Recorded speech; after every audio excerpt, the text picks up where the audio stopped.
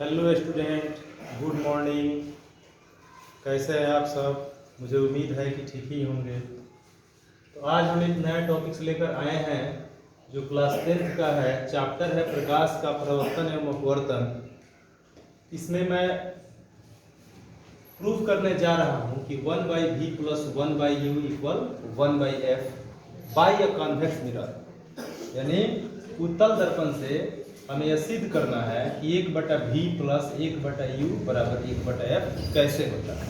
ठीक है। तो इसमें v का मतलब होता है प्रतिबिंब दूरी, u का मतलब होता है वस्तु दूरी और f का मतलब होता है फोकस दूरी। तो किसी दर्पण में प्रतिबिंब दूरी, वस्तु दूरी एवं फोकस दूरी के बीच क्या संबंध होता है और यह संबंध कैसे होता है, इसको हम प्रूव करने जा रहे हैं। तो सबसे पहले उत्तल दर्पण एक मैं बनाऊंगा। उत्तल दर्पण ये हुआ जिसका भीतरी भाग कलई किया गया रहता है। ये एक उत्तल दर्पण है। यहाँ पर हम m और m' इस मिरर का नाम दे सकते हैं। यहाँ पर ये प्रधान अक्ष है, ये इसका पोल हुआ जिसको हम ध्रुव बोलते हैं। इसके सामने यहाँ पर क्या है, यह वक्रता फोकस है यह, और इतना ही डिस्टेंस पर यहाँ पर वक्रता केंद्र है, सेंटर ऑफ कर्वेचर। एक वस्तु AB हम दर्पण के इधर प्रवर्तक सतह की ओर एक AB एक वस्तु रख देते हैं जो ध्रुव एवं अनंत के बीच है। उत्तल दर्पण हो या अवतल दर्पण, प्रतिबिंब प्राप्त करने की स्थितियां अवतल दर्पण में 6 होती है और उत्तल दर्पण में 2 होती है। तो इसी 2 उत्तल दर्पण में से एक स्थिति है जब हम वस्तु को ध्रुव एवं अनंत के बीच रखते हैं। तो ध्रुव एवं अनंत के बीच जब वस्तु AB रखेंगे तो प्रधान अक्ष के समांतर जाती हुई यह किरणें दर्पण के प्रवर्तक सतह से टकराने के बाद यह मुख्य फोकस F से होकर अपसरित होती हुई काटेगी, क्योंकि इसमें तो अभिसारित होगा नहीं, उत्तल दर्पण है। इसका मेन जो है यह प्रकाश की किरण इस तरह से परिवर्तित होकर चली जाएगी। ठीक है। और अपसरित होती हुई मुख्य फोकस F पर नजर आ रही है। यहाँ से एक और जो है दो जब भी इमेज से हम लोग जब भी इमेज बनता है किसी दर्पण सतह पर तो वहां से 2 फोकस निकलता है। ठीक है। तो एक फोकस जो इसके प्रधान अक्ष के समानांतर गया और F से होकर गया। यहाँ से एक और किरण निकलेगी, एक और किरण यहाँ से निकलेगी। ठीक है। जो वक्रता केंद्र यानी C से होकर अगर हम ले जाते हैं तो वक्रता केंद्र का रूल होता है कि अगर कोई प्रवर्तक सतह से वक्रता केंद्र पर जब प्रकाश की किरण जाती है तो वह पुनः उसी पथ पर वापस लौट जाती है। और यहाँ पर जब दोनों एक दूसरे को जिस बिंदु पर इंटरसेक्ट किए हुए हैं, जहाँ काटे हुए हैं, इसको हम लिख सकते हैं यहाँ से यह हमारा क्या होगा, यह हमारा प्रतिबिंब दूरी हो गया या प्रतिबिंब हो गया। इसको हम A' B' यहीं पर हमारा इमेज बना। ठीक है। आप लोग देख सकते हैं कि ऑब्जेक्ट बड़ा है, इसका इमेज क्या बन रहा है, छोटा बन रहा है। वो भी किसके किसके बीच बन रहा है, तो P और F के बीच बन रहा है, ध्रुव एवं मुख्य फोकस के बीच बन रहा है। तो ये हमारी स्थिति हुई है जिसके माध्यम से हम यहाँ पर ऑब्जेक्ट रखे हैं। तो यहाँ P से लेकर A तक जो वस्तु दूरी है ये निगेटिव होगा, क्योंकि उत्तल दर्पण हो या अवतल दर्पण हो, साइन कन्वेंशन कहता है कि ध्रुव से जो हम आपतित प्रकाश की दिशा के विपरीत दिशा में जितनी भी दूरियां मापी जाएगी वो सब निगेटिव होता है। तो P से लेकर A तक जो P है वो माइनस ही होगा। P से लेकर F तक आप यहाँ पर देखिए, ये आपतित प्रकाश की दिशा में इधर जितना भी पोल से P से इधर जितना भी दूरी मापा जाएगा वो सब पॉजिटिव होगा, और पोल से विपरीत दिशा में इधर दिशा में जो दूरी मापा जाएगा वह सब क्या होगा, निगेटिव होगा। तो P से लेकर A तक हम इधर चल रहे हैं आपतित प्रकाश के विपरीत दिशा में, तो यह दूरी निगेटिव होगा, इसको -u बोलेंगे। u क्यों, क्योंकि यह वस्तु है तो वस्तु दूरी को u से डिनोट करते हैं। इसके बाद है P से लेकर F तक PF है। तो PF जो है P से लेकर F तक फोकस दूरी होता है, इधर है, इसीलिए क्या होगा, पॉजिटिव होगा, या प्लस F हो जाएगा। PF ना है प्लस F हो जाएगा। और P से लेकर A' क्या है, वस्तु, यानी वस्तु का जो प्रतिबिंब बना है वह है, तो PA' जो होगा हमारा प्लस V हो जाएगा। ठीक है। अब हम क्या करेंगे, सबसे पहले इसे हम मानेंगे, यहाँ पर लिखेंगे कि माना एम डैश जो दर्पण है, ये कौन सा दर्पण है, उत्तल दर्पण है, एक उत्तल दर्पण है, एक उत्तल दर्पण है जिसके प्रधान अक्ष के समानांतर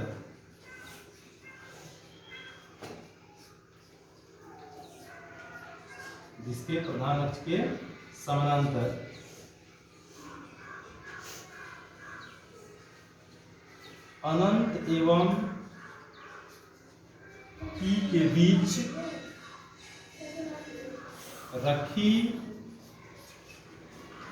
एक वस्तु AB से आ रही किरणें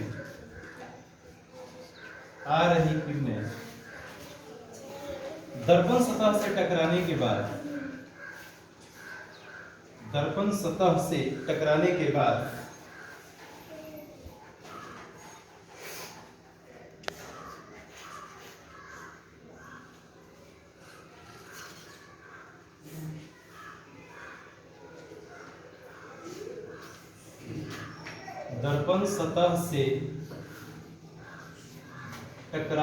बाद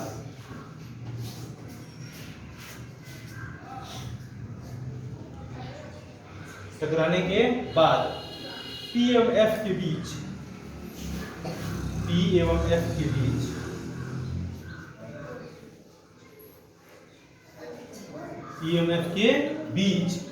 A डैश B डैश प्रतिबिंब प्राप्त होता है, A डैश B डैश प्रतिबिंब प्राप्त होता है, समझ आ रहा है ना, A डैश B डैश प्रतिबिंब प्राप्त होता है जो काल्पनिक एवं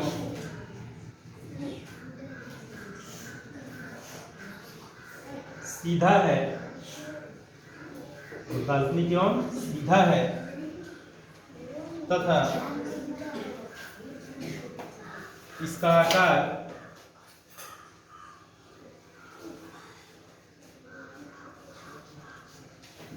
वस्तु से छोटा है,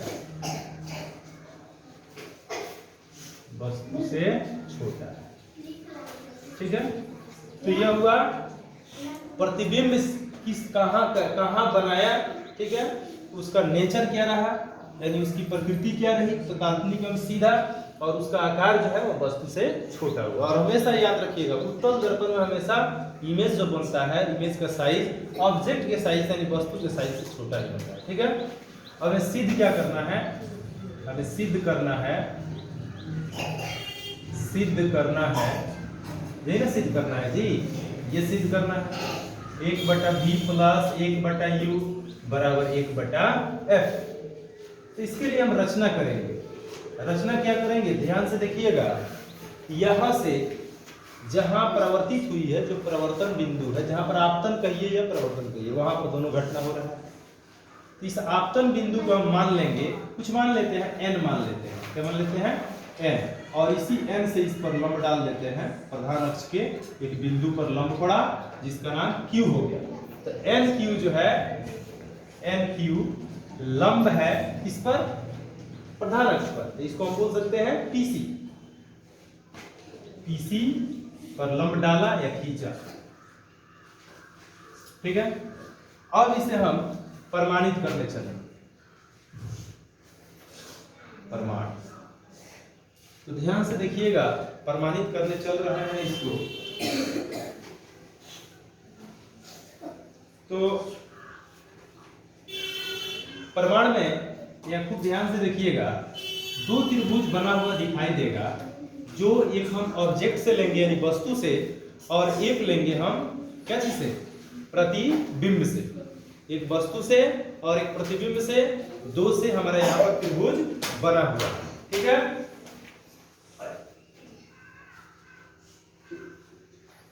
तो एक है मेरा त्रिभुज, जो बड़ा त्रिभुज दिख रहा है BAC, खूब ध्यान से देखिए, सेंटर से होकर जा रहा है, BAC। तो त्रिभुज BAC एवं एक और त्रिभुज जो प्रतिबिंब से बन रहा है B'A'C एवं त्रिभुज B'A'C में चल रहे हैं।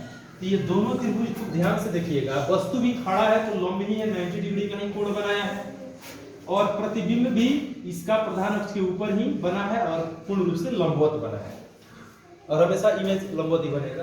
तो यहाँ पर ये भी 90 डिग्री और यहाँ भी इस बड़े त्रिभुज में भी चलने पर 90 डिग्री है और छोटे भी त्रिभुज में चलने पर 90 डिग्री है। यानी इस दोनों त्रिभुज में एक ऐसा कोण है जो 90 डिग्री बन रहा है। B'A'C इक्वल कितना डिग्री? 90 डिग्री। ध्यान से देखिएगा, इस दोनों त्रिभुज में BAC में और B'A'C में C ऐसा कोण है जो दोनों में कॉमन है। तो हम यहाँ पर लिख सकते हैं कोण C इक्वल कोण C जो क्या है? कॉमन है, उभयनिष्ठ है। कॉमन मतलब उभयनिष्ठ। तो हम कह सकते हैं कि यह त्रिभुज BAC जो है, BAC ये समरूप होगा, सिमिलर होगा किसके? B'A'C के। तो क्या चीज से? AA समरूपता से।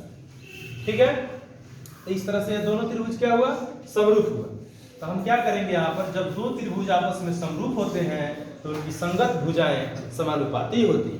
तो यहाँ पर जो बड़े त्रिभुज थे, तो बड़े त्रिभुज का लंब क्या है? AB है, तो लंब के अनुपात में होगा। तो AB बटा A', लंब बटा लंब, भुजाएं समानुपाती का मतलब समान अनुपात में, यानी लंब बटा लंब बराबर आधार। तो इस बड़ा वाला का आधार देख लीजिए क्या है? AC है, A से लेकर C तक, और छोटा वाला का आधार देख लीजिए A'C है, A'C। और एक बात ध्यान दीजिएगा, सभी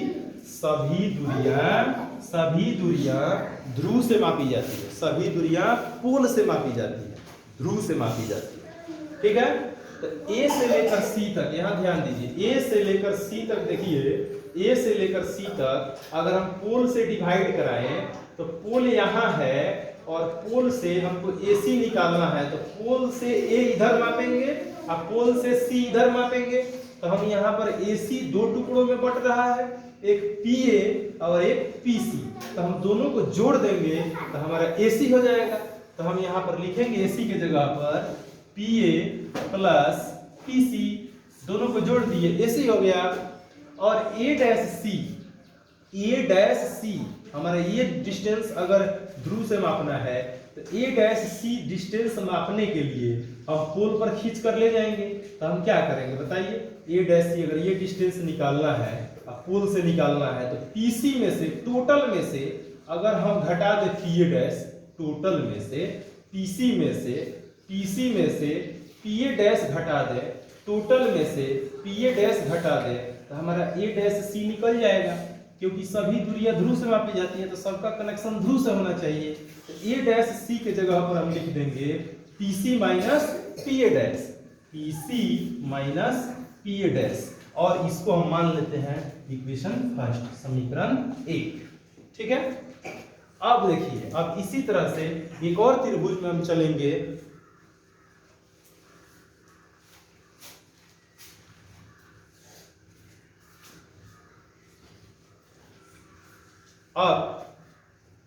अब इसी तरह से एक और त्रिभुज हम दिखा रहे हैं, जहां हम लंब डाले थे, जहां हम रचना किए थे, लंब डाले थे।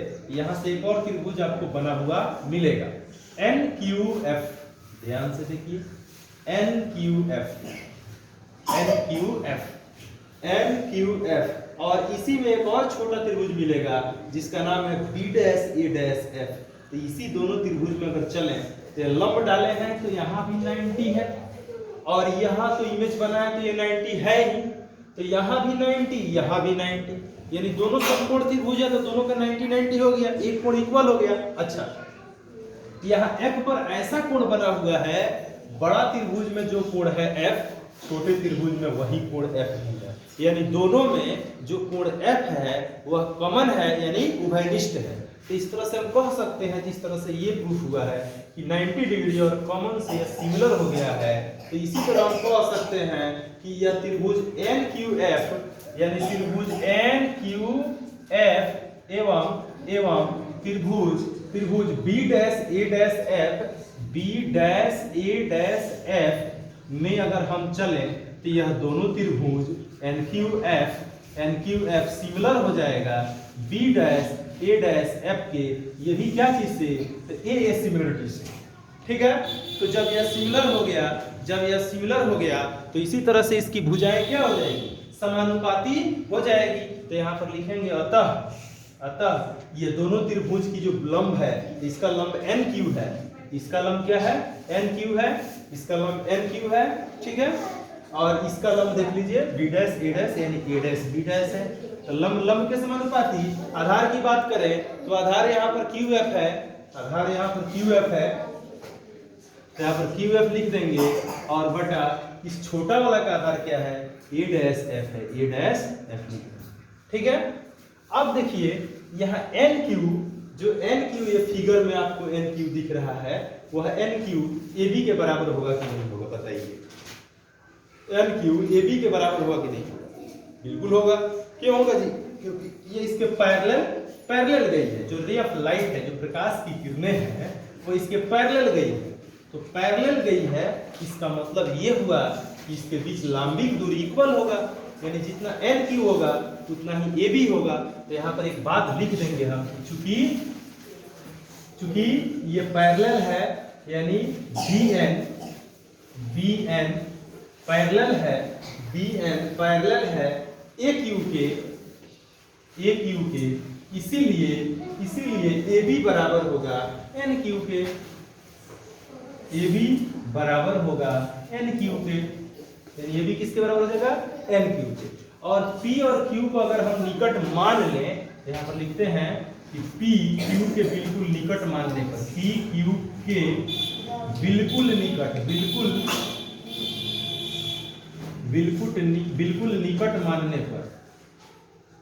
मानने पर, ठीक है, इसको अगर हम बिल्कुल निकट मान ले, P Q के बिल्कुल निकट है, P अगर Q के बिल्कुल निकट है, तो जितना यहाँ पर हम आया है, यहाँ पर QF आया है, Q से लेकर F तक, तो जितना QF होगा उतना ही PF भी हम लिख सकते हैं, क्योंकि Q और P बिल्कुल अगर निकट है, क्लोज है, तो QF जितना होगा उतना ही PF होगा, लगभग बराबर।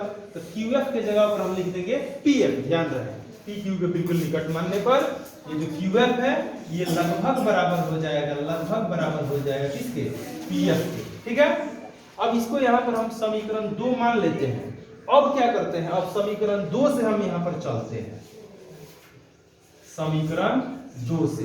तो समीकरण 2 से चलेंगे तो NQ बदल चुका है, NQ किसके बराबर आया है, AB के, तो हम NQ को हटाएंगे और यहाँ पर AB लाकर बैठाएंगे, तो हो जाएगा AB बटा A dash B dash equal QF। तो QF लगभग किसके बराबर करा चुके हैं हम, PF के, तो यहाँ पर PF दे देंगे बटा यहाँ पर A डैश F है। अब ये डिस्टेंस जो A डैश F है इसको हमको कनेक्शन पोल से कराना होगा, तो A डैश F यहाँ है, A डैश F, तो पोल से अगर इसको खींचेंगे तब A डैश F के जगह पर ये डिस्टेंस निकालने के लिए टोटल यानी PF में से PA डैश घटा देंगे, तो यहाँ पर लिख सकते हैं हम A डैश F के जगह पर PF total minus PA dash. अब इसको मान लेंगे हम समीकरण 3, क्या मान लेंगे, समीकरण 3 मान लेंगे। अब समीकरण 1 और 3 से तुलना करेंगे, सोचिए क्या होगा। तो समीकरण 1 और 3 से तुलना कीजिएगा तो सोचिए क्या होगा, बताइए। समीकरण 1 और 3 से अगर तुलना आप करते हैं तो क्या होगा, सोचिए क्या होगा।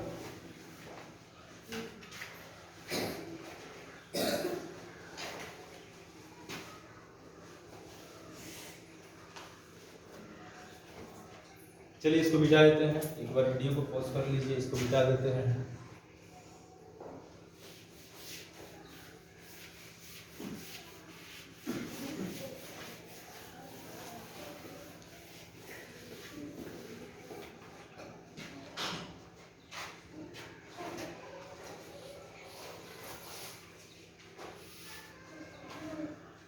सोचिए, समीकरण 1 और 3 से अगर तुलना करते हैं तो बताइए क्या होगा। तो समीकरण 1 में देखिएगा AB बटा A डैश B डैश है, इसमें भी AB बटा A डैश B डैश है, तो ये कट जाएगा, ये खत्म हो गया तुलना करेंगे तो। अब आपको इससे आपको कोई बहस नहीं है, क्योंकि यह इसके बराबर हो चुका है, तो इसको हम नहीं लेंगे क्योंकि सभी दूरियां ध्रुव से मापी जाती है, तो ध्रुव से जो लेंथ है उसको हम लेंगे। तो यहाँ पर ये इसके बराबर हो चुका है, तो हम क्या करेंगे, ये तो इससे इक्वल किए तो ये कट गया, तो ये इसके बराबर होगा, यानी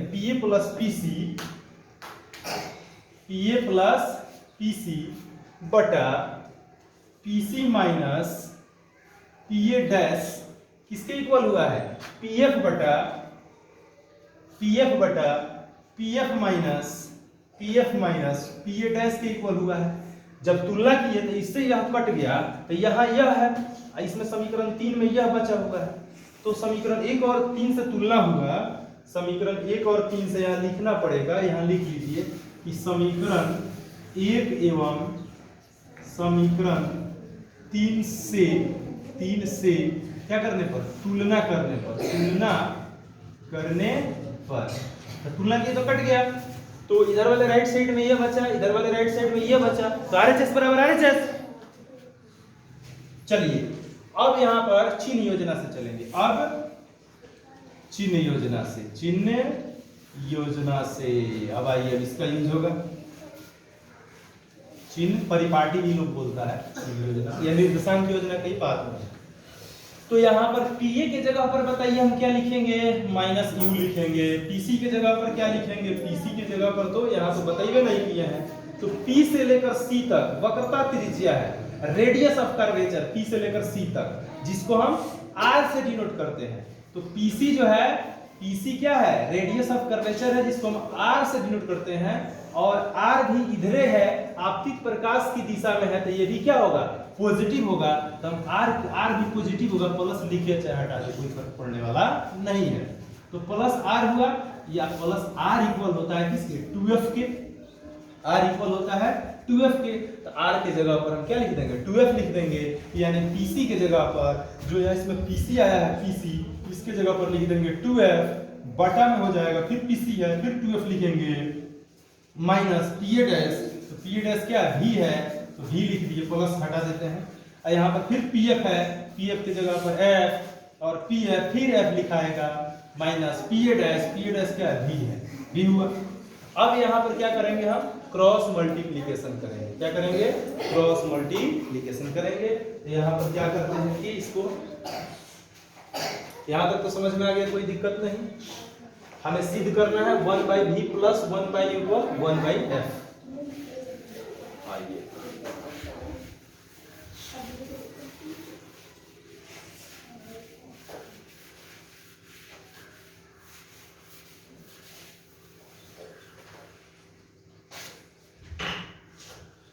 अब हम इसका क्रॉस मल्टीप्लिकेशन करेंगे, क्रॉस मल्टीप्लाई तो देखिए क्या निकलता है, माइनस u प्लस 2f से मल्टीप्लाई करेंगे f माइनस v में, और यहां देखिए f में मल्टीप्लाई होगा 2f माइनस v से, f में मल्टीप्लाई होगा 2f माइनस v से, देखिए इसमें इससे मल्टीप्लाई हुआ, इसमें इससे मल्टीप्लाई हुआ, और क्या हुआ है, अब माइनस u से f में, अब यहाँ पर फैक्टर होगा, फैक्टराइजेशन होगा, माइनस u से f में तो माइनस uf, माइनस u से माइनस v में तो प्लस uv, फिर 2f से f में मल्टीप्लाई करेंगे तो 2f स्क्वायर हो गया, प्लस माइनस माइनस 2f में v से मल्टीप्लाई करेंगे तो 2f v हो जाएगा, और यहाँ पर फिर 2f में f से मल्टीप्लाई होगा तो 2f स्क्वायर माइनस f में v से मल्टीप्लाई होगा तो f v हो जाएगा।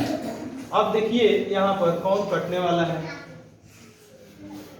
यहाँ तो माइनस, हाँ ठीक से है, चलिए अब 2f स्क्वायर यहाँ भी प्लस है, 2f स्क्वायर यहाँ भी प्लस है, बराबर हो, बराबर में अगर दोनों पक्षों में अगर दोनों साइन इक्वल होता है तो वह कट जाता है। तो देखिए बराबर के इधर और उधर देखें तो 2f स्क्वायर, यहाँ भी 2f स्क्वायर, दोनों का स्क्वायर का साइन क्या है, 2f स्क्वायर का साइन सेम है, ये भी प्लस में है, ये भी प्लस में है, तो इसको हम काट सकते हैं। अब क्या बच गया, अब यहाँ पर ध्यान दीजिए क्या बच गया,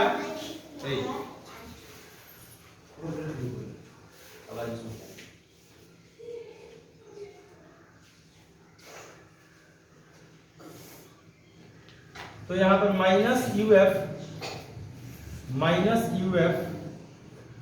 प्लस यू भी, यहाँ पर माइनस 2f भी प्लस एफ भी, अब इधर कुछ नहीं बचा तो जीरो। तो minus U F plus you भी, 2f भी माइनस में है और f भी प्लस में है, माइनस करेंगे तो माइनस एफ भी हो जाएगा, माइनस एफ भी इक्वल जीरो। अब जो प्लस में उसको यही रहने दीजिए, जो दोनों माइनस में उसको उधर कर दीजिए तो वो साइन चेंज हो जाएगा, क्योंकि पक्ष बदलता है चिन्ह बदलता है, पक्ष बदलेगा चिन्ह बदलेगा। तो यहाँ पर यू एफ पक्ष बदल दिया तो साइन चेंज हो गया और ये भी एफ भी हो गया, ठीक है। अब यहाँ पर एक चमत्कार हो गया, अब दोनों तरफ यू भी एफ से भाग दे देगा, तो दोनों तरफ यू भी एफ से भाग दे देंगे तो यू भी बटा यू भी एफ, फिर यू एफ बटा यू भी एफ, फिर यहाँ पर एफ भी बटा यू भी एफ हो जाएगा। तो यू भी से यू भी गायब, यू से यू, एफ से एफ, एफ से एफ, भी से भी। अब ऊपर यहाँ पर क्या बच गया, एक बटा भी बच गया, एक बटा एफ, सॉरी एक बटा एफ बच गया, एक बटा एफ इक्वल एक बटा भी यहाँ पर बच गया और यहाँ पर एक बटा यू, ऊपर कुछ नहीं था एक होगा। तो इस तरह से हम लोगों का यहाँ पर, इसको हम सीधा करके लिखेंगे, अगर सीधा करके लिखें तो हम लिख सकते हैं, सीधा करके लिखेंगे तो हो जाएगा एक बटा भी प्लस एक बटा यू बराबर एक बटा एफ, एक बटा भी प्लस एक बटा यू बराबर एक बटा एफ।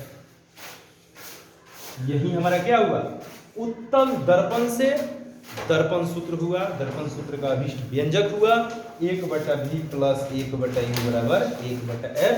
यही पर हम लोगों का प्रूव्ड हो जाएगा, ठीक है। तो यह हुआ उत्तल दर्पण से हम कैसे सिद्ध करेंगे एक बटा भी प्लस एक बटा यू बराबर एक बटा एफ, यानी जो दर्पण सूत्र में क्या होता है, प्रतिबिंब दूरी, वस्तु दूरी और फोकस दूरी के बीच जो संबंध होता है, इस संबंध को मैंने पूरी कोशिश की अच्छा से समझाने का। मुझे उम्मीद है कि आप सबको अच्छा समझ में आया होगा। तो एक बार इस वीडियो को लाइक और शेयर जरूर कीजिएगा अपने दोस्तों के बीच, क्योंकि आज बहुत दिनों बाद मुझे समय मिला, ऐसा क्लास से तो फुर्सत मिलता ही नहीं है, तो बहुत दिनों बाद समय मिला है और मैं यह वीडियो आप लोगों को उत्तल दर्पण से 1/v प्लस 1/u बराबर 1/f डाला हूँ। फिर प्रयास करूँगा कि प्रतिदिन कुछ ना कुछ भेजता रहूँ आपके लिए, जो सहयोग हो मैं कर सकूँ, हेल्प हो मैं दे सकूँ आप सबको, आपके एग्जाम के लिए। बढ़िया से एक बार तैयार हो जाइए, क्योंकि आप लोगों को अब नए साल यानी अगले साल के लिए आप लोग उत्साह बनिए, अपना पढ़ाई के प्रति ध्यान रखिए, समय अपना फिक्स कर लीजिए, समय को तान लीजिए, बिल्कुल धागे की तरह फिक्स कर दीजिए कि हमें कब क्या करना है, कब कितना समय तक कौन सब्जेक्ट पढ़ना है। प्रैक्टिस, मैथ क्या ओनली प्रैक्टिस का विषय है, तो मैथ और साइंस समझिएगा, प्रैक्टिस कीजिएगा, उतना ही आपका और मजबूत होते जाएगा। लैंग्वेज विषय तो है नहीं, हर एक बात समझना है, गणितीय है, मैथमेटिकली है, फिजिक्स हो आपको, और ये क्या है मैथ है, तो इसका प्रैक्टिस करना बड़ी ज़रूरी है। प्रैक्टिस जितना कीजिएगा उतना ही आप और मजबूत बनते जाइएगा। चलिए फिर हम नेक्स्ट वीडियो में मिलेंगे। Thank you.